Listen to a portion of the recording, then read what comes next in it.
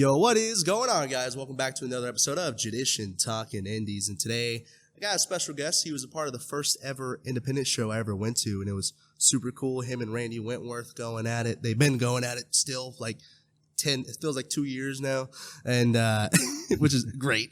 But he is as seen on Total Aggression Pro Wrestling, Disruptor, One Fall Wrestling, Nerd U, National Championship Wrestling, and many, many more. He's known as the Kayode, Tim Miller.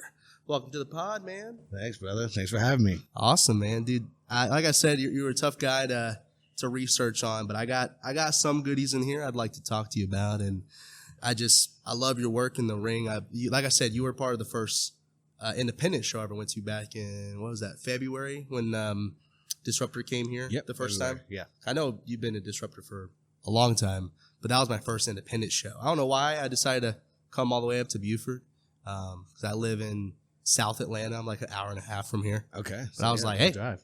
Why not? The traffic sucks, but I was like, it's worth it. Let me try it out. What's up? Because I grew up with Raw and SmackDown, and I'm a little younger. I missed out on the WCW stuff, but one of the basic questions I like to ask is kind of what got you interested in wrestling, whether it comes from not only just watching it and like watching it, but also becoming an actual competitor, a professional wrestler yourself.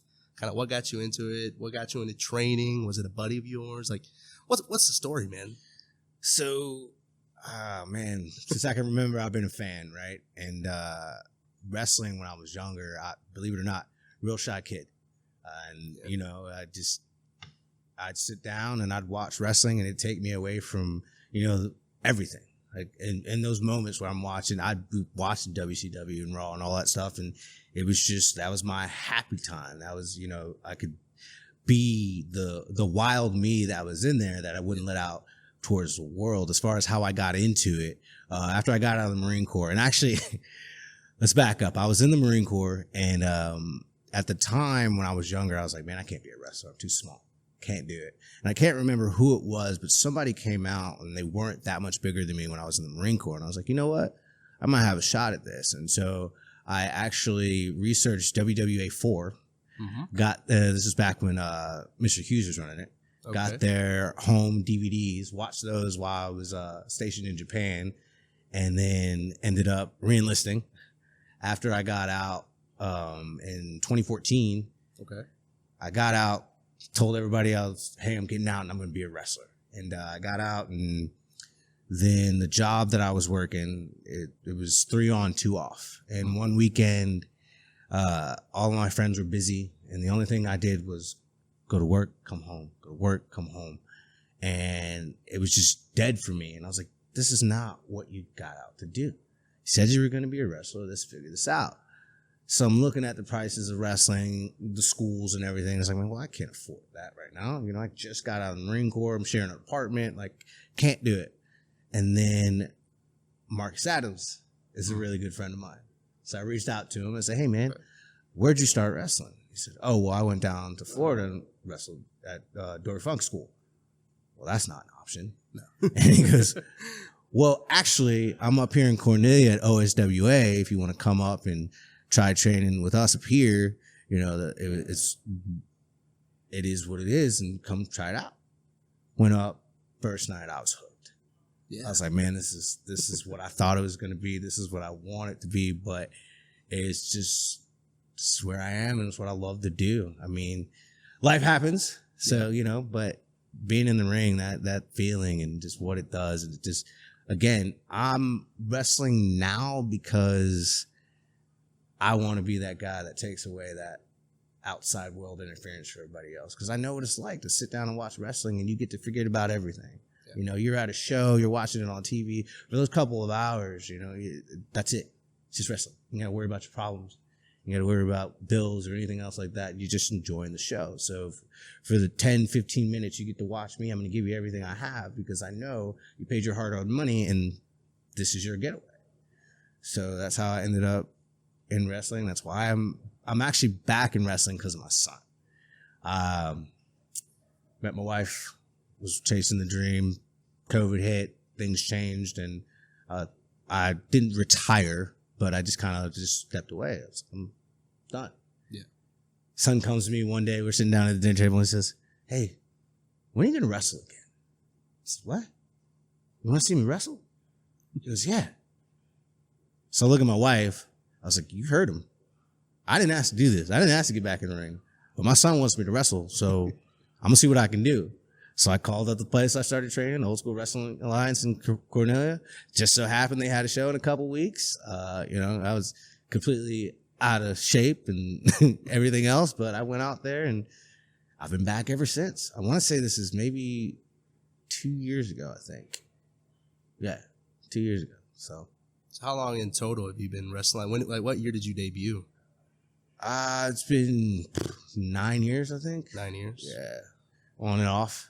Yeah. So, yeah. I'll tell you, me and my buddies, whenever they come with me to these shows, it's awesome because you have like a whole entourage that's like same spot right back here. Yeah. I'm assuming that's family, friends. Family, friends. It's awesome. Yeah, they're awesome, dude. I love them.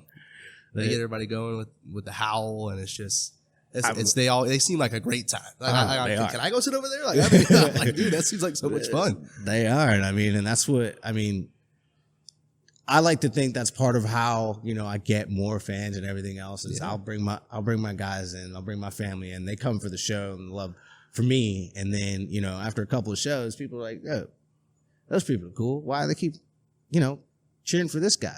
And then they start watching what I'm doing and they're like, oh, okay. You know what? He is pretty cool. I am a fan of this guy now. And it just carries from there. So yeah. Yeah. It's pretty awesome. Like when my buddy, he came with me to my first independent show. So it was both our first independent show. He's completely new to wrestling. Like he never really grew up watching WWE or anything. And I was like, hey, bro, let's go to a local show. Why not? I've always heard how much fun local shows are. And local shows are so fun. Oh my God. Like I've been to SmackDowns, I've been to Raws, I've been to AEW shows, and it's just something different when it comes to these local independent shows. I mean, there's more heckling, it's more interactive with the wrestlers themselves, and you feel a part of the show. Dude, it's awesome. I mean, one of the first shows that we went to, Caleb Conley, that son of a, he, I've been losing weight. I'm down like 20 pounds working on myself. Okay. Nice. I was maxed out on calories for the day, so I had a salad. All right. Yeah. But he saw I was eating a salad, and I'm kind of a big boy, and he was like, that's going to take more than that, fat boy. You better drink some more water. And I was like, you son of a bitch. Yeah.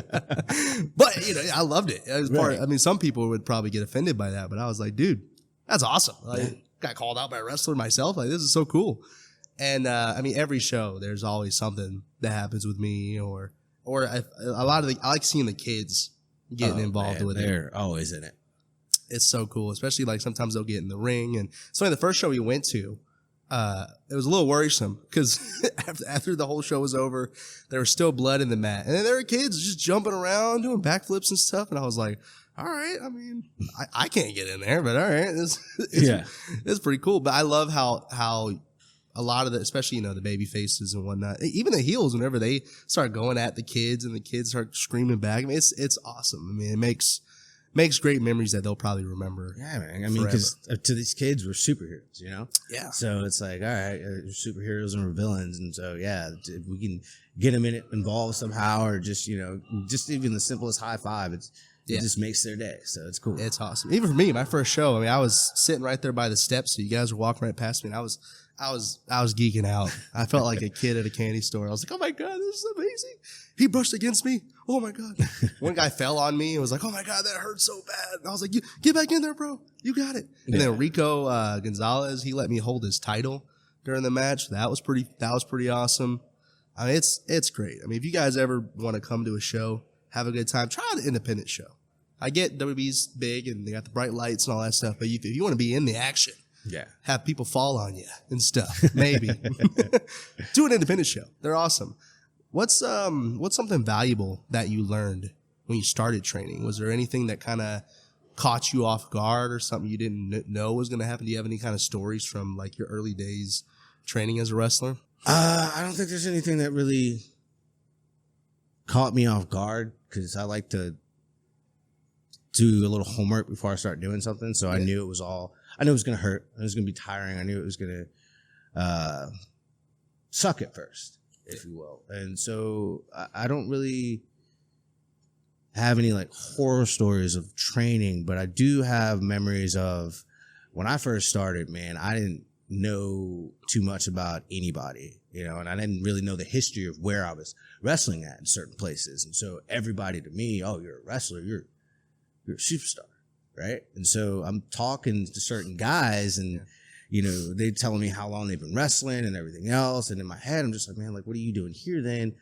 But then I watch them work or I work with them and it's like, okay, so not everybody's a superstar. Not everybody's here to put in the work. Like that's what I had to learn and figure out that, you know, yeah, we're all here for a show, but some guys take this more serious than others. You know what I mean? Like there's some guys who just show up, hang out and do their thing and head home. I'm one of the guys that like, I've got to have my music in my ears before the match, you know, just a little warm up. And it's always one of those things where I show up and I'm nervous as crap till the music hits and then we rock and roll. So no, there's nothing really, no real horror stories from training. I mean, I will say that I started training one place and been there for a while. And then, before COVID hit, I was actually at the Nightmare Factory before it was the Nightmare Factory. Oh, cool. I was at it was called the One Fall Power Factory at the time.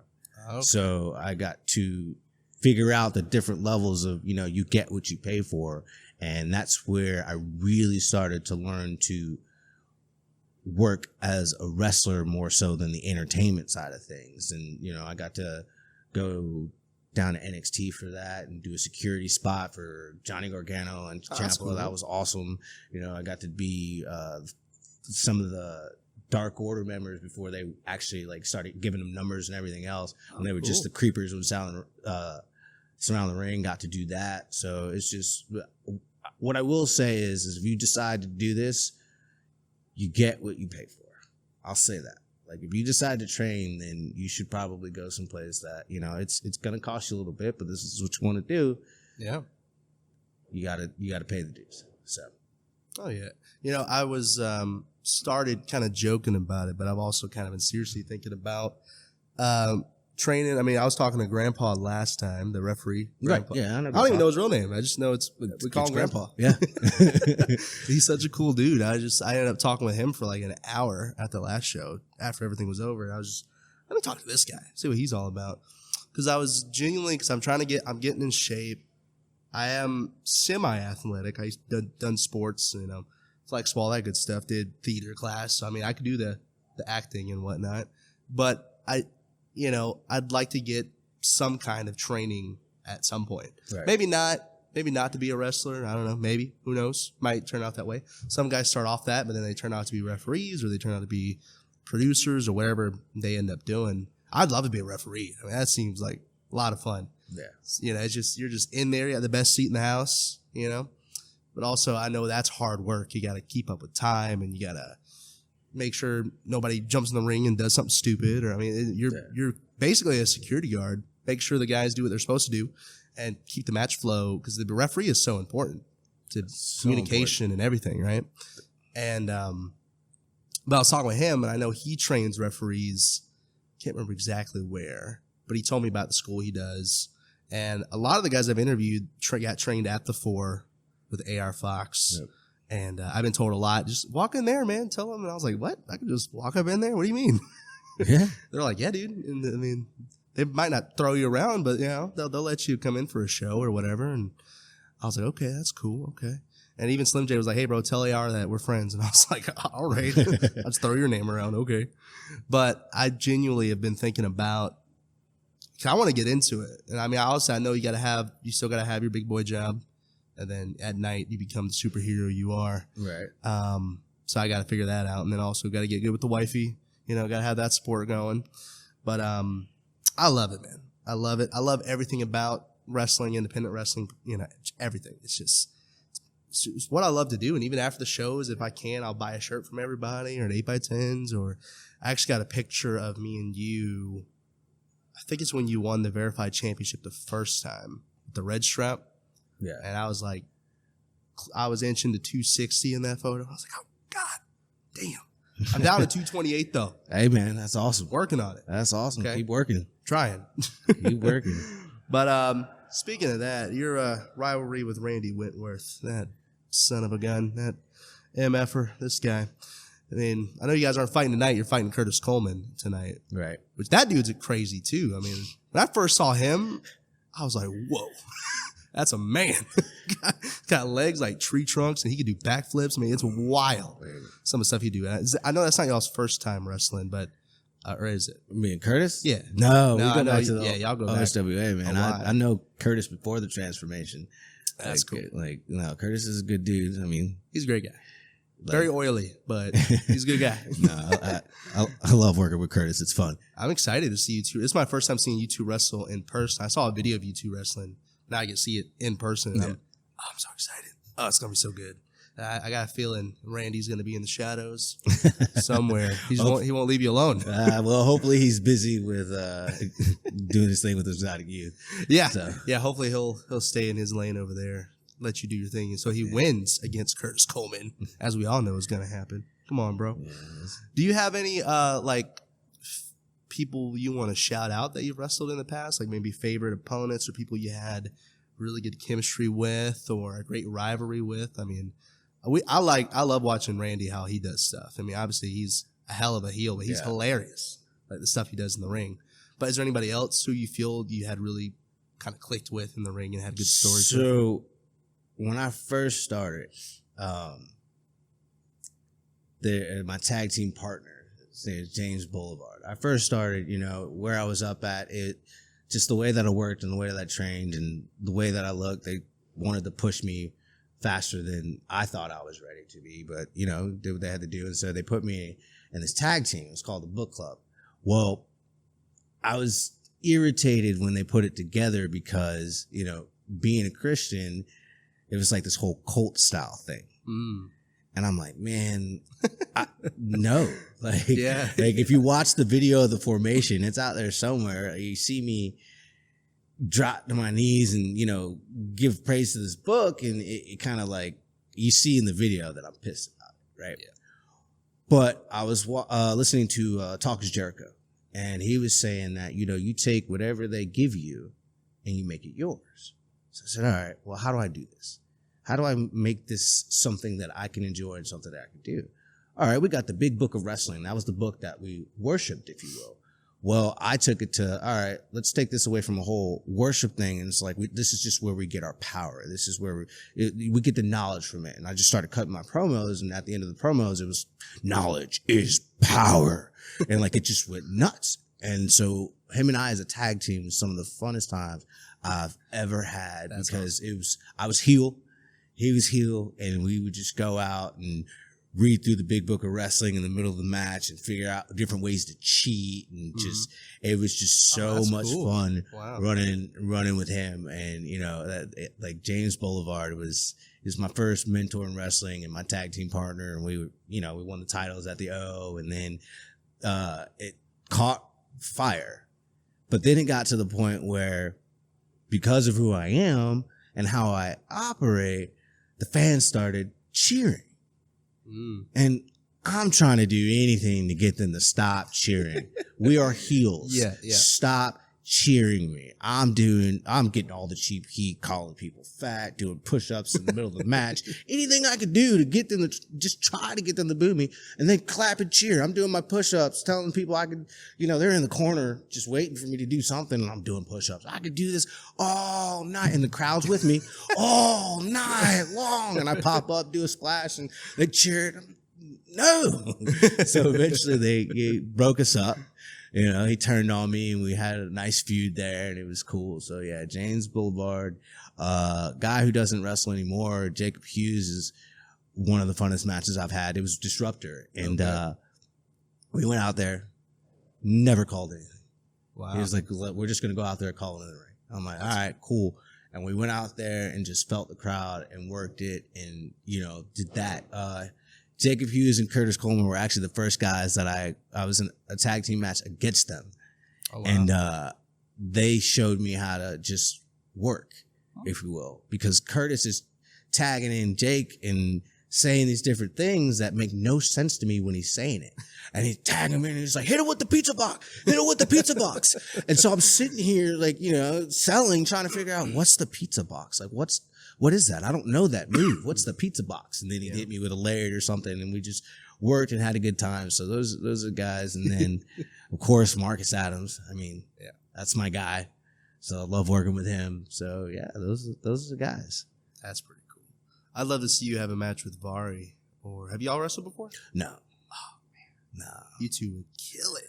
Yeah. Oh, just the contrasted characters, and also you both have your own things that everybody loves, and that would be, you and Slim J would be great. There's probably a lot of dream matches out there, because those two guys have been doing it forever. Yeah, man. Especially Slim J. Back in NWA. Slim and Vari, I don't know. I might be punching out of my weight class, but I'll put on a show. I'll talk to him. You know, I mean, we already talked about this beforehand. You mentioned that you were a Marine. And, you know, I just got mad respect for you guys. And whoever serves the country, better respect them. Because if you don't, then that's a problem. All right? But I love the Marines. I mean, police, firemen. I mean, everything, right?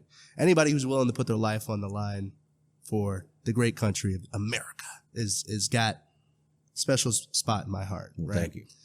If you don't mind, kind of what are some of the areas you've been to? 'Cause I got a buddy who's in the Navy. I've got some family that were in the Marines. I mean, a long time ago, not anytime recent, but you know, I have some, not connections, but I know people that have done it. Yeah. I just wondered, I mean, like my guy, he sends me videos of him on the ships in the middle of nowhere in the ocean, and they're like practicing their guns in the water. And I'm like, what are you doing? You don't care about the fish? And he was like, yeah, it's all right. It's like, okay. But like, if you don't mind, it just whatever you're comfortable talking about. No, man. So, went to boot camp in South Carolina. Okay. Then from there, this is during the Fast and Furious Tokyo Drift era. So, you know, I was like, oh, Japan, that's an option. Like, let's go. That's cool. Not understanding that Okinawa, Japan is not the same as mainland Japan, being a Marine. So I went there first while I was stationed there, did a tour in Iraq, came back, went to California for a little bit, then ended up on ship, went to Kuwait, Dubai, Thailand, Australia. Came back from that, hung out in California for a little while, then went back, went out again to Bahrain. Was out there for 2 years, and then came home, checked out in North Carolina, and that was it. So been around a little bit. That's awesome. That's really cool to hear. You got any really great stories from your time in Japan, or? Because I've heard some wild stories just going out in the town with the boys or whatever. But I'm sure it's super strict. You can't just go and do whatever you want at night. But see, that's the thing is at the time when we were in Okinawa. So in Okinawa, there's this thing where they had a system of red card, gold card. Oh. So red card, you got to be back on base by midnight. Gold card, you could pretty much stay out all night. You know, you had to be back by 5 a.m. But at that point, you know, if you know who's on duty and they're cool, you're not coming back at 5 a.m. They'll see you later. Yeah. But no, I mean, I think one of the craziest things is me and the boys would just go out and, sorry, honey, but this is for the sake of the interview. We would go out and we went to the club one time and I was standing in line. Some girl walks up, hands me her number, disappears. And I'm like, I'm not calling that. Yeah. I don't know who you done that to. Like, no, get out of here. Like, no, but just hanging out with the boys there. And then I actually, after being down south for a while, they sent me up north and we picked up bowling. And I mean, we would go, we'd work. And then after work, we'd go to the bowling alley for hours because the camp that we were at, there was nothing to do. Everything else was down south. So being up north, you couldn't just, it would be 45 minutes to get on the bus to go down south to get to the clubs and the stores and everything else. So it's just like, all right, we're not going to do that every night. Let's just bowl. So just a lot more partying than people think. Yeah. Guys had your own bowling league going on, you know? I had my own ball and glove for a while there. Yeah, that's cool. We'd go to the bowling alley. I'd get my, this is crazy, man. I don't even drink this anymore, but I get a little Jim Beam, a little Country Time lemonade, mix that together, and we bowl a couple frames and go there, you know? So it's just a lot of bowling and a lot of hanging out with the boys in the barracks. And so, yeah, I wasn't really a crazy guy in the military. I was very, very, all right, when I've got my uniform on, I'm a Marine. When I get done, I want to figure out how I can get to the highest rank as fast as possible because that's how you get paid. And so, yeah, I'd go out but it's just the normal party stuff, nothing crazy or wild. So you're just mostly reserved and respect and just make sure you could still move up. You don't want to build a reputation, that kind of thing, right? Right. Yeah. So, we I totally understand that. We had our times, but, nothing to write home about, if you will. All right, man. Next, we're going to do a little bit of kind of rapid fire type questions, but you don't have to answer rapid. You can go on your own rant. It's funny, when I interviewed Bishop, I gave him a question, and he'd go for like 10 minutes. So I was like, all right. But like I said, answer it however you want to do it. Do you have a most embarrassing spot in the ring or something, like a botch or whatever, So, yeah, I was in a triple threat with Slim and Will Caution, and Will went to flip me off the top, and I went before it was time for me to go. So Will just hit straight down. I fly over, looking all crazy, and Will's just like, "Damn, what in the?" So yeah, that was. I think that's one of the worst. Yeah, that was the worst one. I'd never taken it before, and I was like, "Yeah, I can do that." And then he goes to go, and I go before he's ready, and he just bonks down. Another funny, embarrassing moment was the first time my wife ever watched me wrestle, and actually, I think it was against Will Caution again. Oh. First time she ever watched me wrestle, we talked about it, and I was like, we're trained, we're safe. This is a kid-friendly show. You don't have to worry about blood or anything like that. Like, it's just a fun, good time. Yeah. We're about a minute and a half into the match, I think, and he just catches me. I mean, it happens. He didn't do it on purpose, but he caught me right in the nose, and I'm just gushing. Man. So I look, and I see her look at me, and she's just like, I could tell all over her face that she's like, I thought he said they don't do this. I'm sitting here, my tape's doing all this, trying to get the blood. And because of where we're at, we're kid friendly, but no blood. So official's like, hey man, we got to figure out how to take this home. Like, you're bleeding way too much. Wow. And so, yeah, we took it home, got it done. But as soon as it was over, I had to, during intermission, go find her. And I was like, that does not usually happen. Like, that was a freak accident. And she's just like, But, she was my girlfriend at the time. She's my wife now and still around checking out shows. So I guess I did something right. Hey, man. Hey, she stuck around. She liked it, But that's a great story, especially because it was her first time coming. First time ever. Oh, yeah. Oh, what's going on? She had no interest in wrestling whatsoever. And if I'm being honest, she still really doesn't have interest in it. But she comes because the kids love it, and she, supports me, because that's how awesome she is. So, but yeah, the very first time, never been to a show, doesn't know anything about wrestling. And I'm telling her it's kid friendly, it's safe. And then I could bust it wide open. By accident, though. He didn't do it on purpose. So. That's right. Yeah, it's not your fault. Hey, man. I bet your kids love seeing you wrestle, man. Man. I bet. More than I understood, especially my middle child. He's like I said, he's the reason I came back, and it's just, he loves it.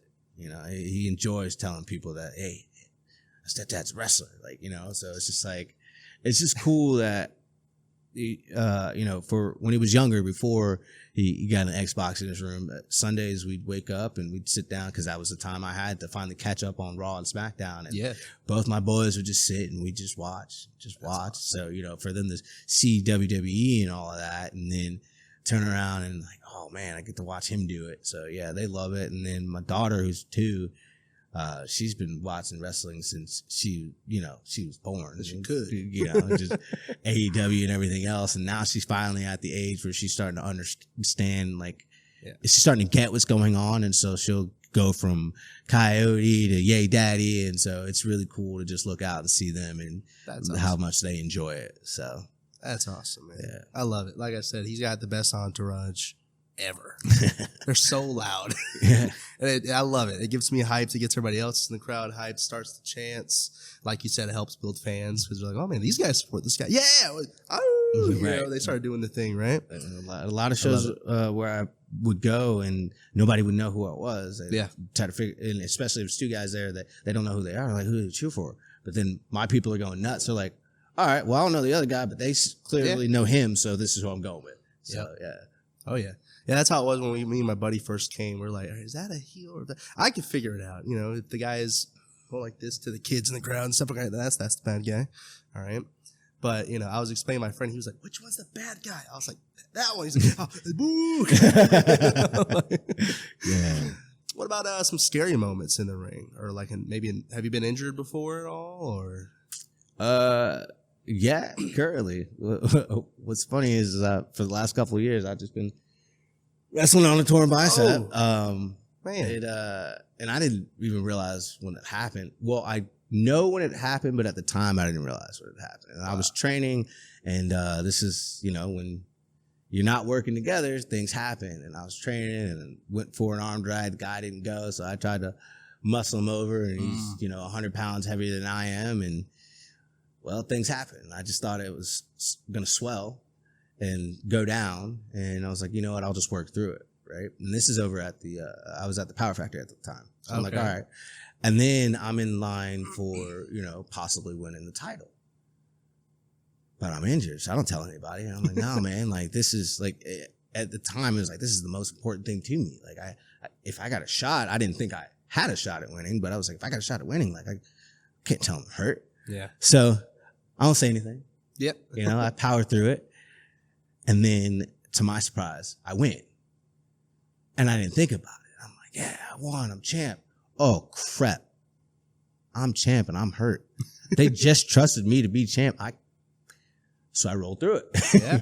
And then I just kept rolling through it. And here we are to where now it doesn't even faze me or bother me. You know, the only person who it kind of bothers is my wife. My arms are her favorite, and one of them, you know, has got the Nemo effect, so she's not happy about that. But, you know, maybe eventually down the road when things aren't hot, I'll go get surgery and see what happens there. So yeah, 'cause you're on fire at these shows, man. Yeah. I love it. Love seeing you guys succeed, and especially on the independent level. I love it, man. I love it. What about you got any crazy fan experiences at all? Yeah. Whatever you're comfortable talking about. So there's this guy who this was the moment that I shut down my Facebook to my personal Facebook to fans. Yeah. This guy reaches out, and I'm not thinking of it. I mean, it's Facebook, whatever. He reaches out, we're talking, and it's wrestling, and it's cool for a while. He's a big fan and all of that. And then out of nowhere, it's just like, so, like, can you pop your pecs like Mr. Spectacular? Excuse me, what? I'm like, honestly, I don't know. I've never tried. He's like, well, can you try and send me a video? Blocked. I was like, all right, that's it. I got to shut this down. Like, no more fan interaction on my personal page. Like, this is not, this is crazy. Yeah. And then, I do remember the moment where the fans at a certain show realized that she was my girlfriend at the time, but once they realized that like I was off the market, the looks and just the stares and how off-putting they would be towards my now wife was crazy. What? But yeah, it was. Yeah, no, but definitely the whole Facebook thing. After that, I shut it down. And I mean, hey, if you're out there, if you reach out to me on Facebook and you're a fan and you found me on my personal page, sorry, not going to respond. You can go to the Kayode Tim Miller, the wrestling page, and then you know we keep it casual, keep it cool, be a fan, don't ask anything weird, and I'll respond there. Yeah. So link will be in the description for you to find him there. See, I got you, man. I got you. What about favorite fan experiences? Like good ones, you know? My favorite experiences has got to be when a kid asked me for an autograph. Yeah.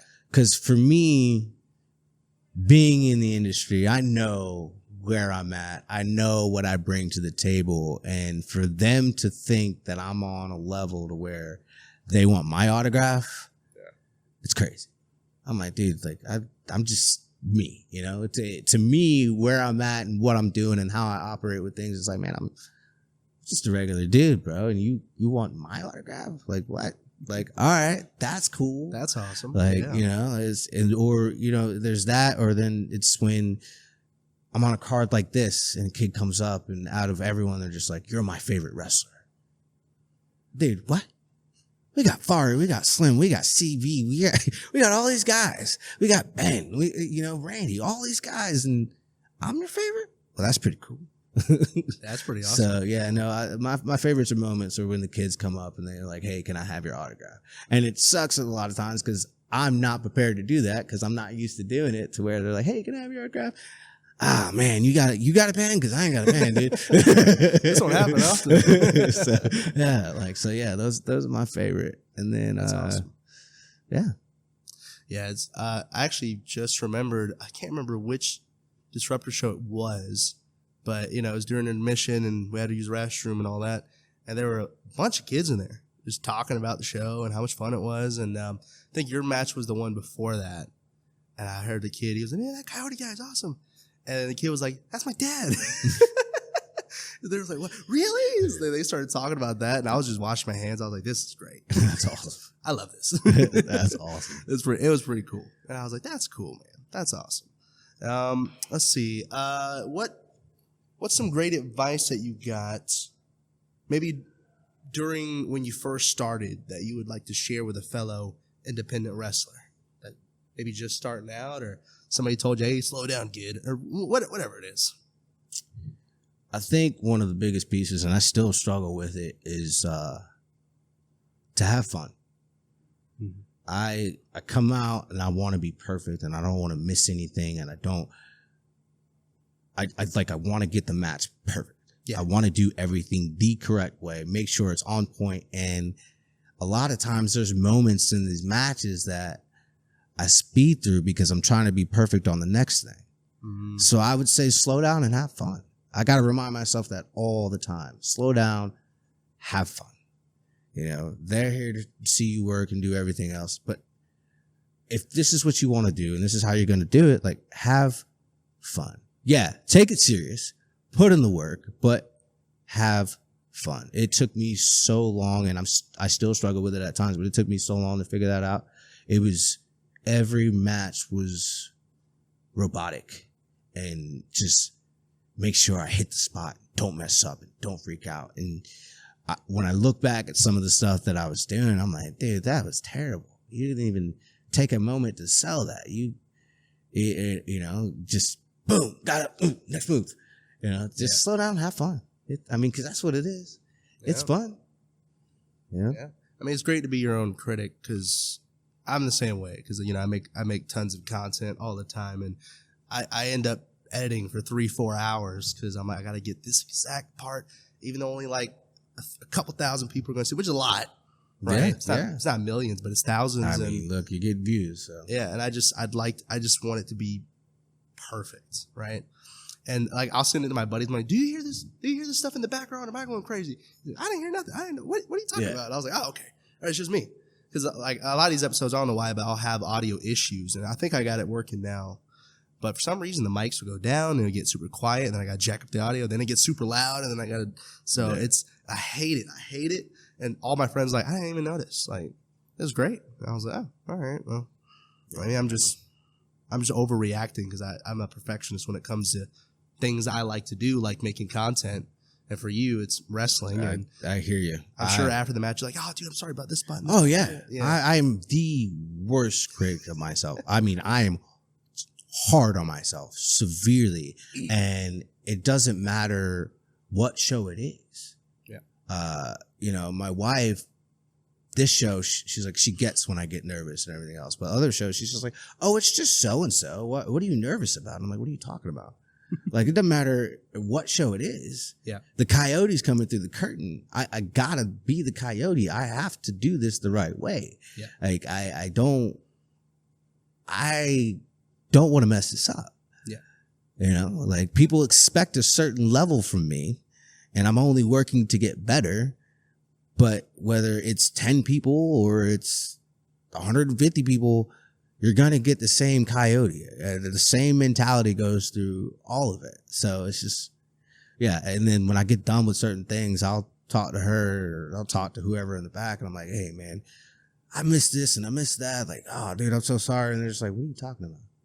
I didn't even notice. Yeah. But I did. And that's that. Like, it's like, man, but I know. I'm like, did they see that? Whatever. And then I get home, or I come out here afterwards, and everybody's like, that was so awesome. I'm like, yeah, but I slipped here. And they're just like, huh?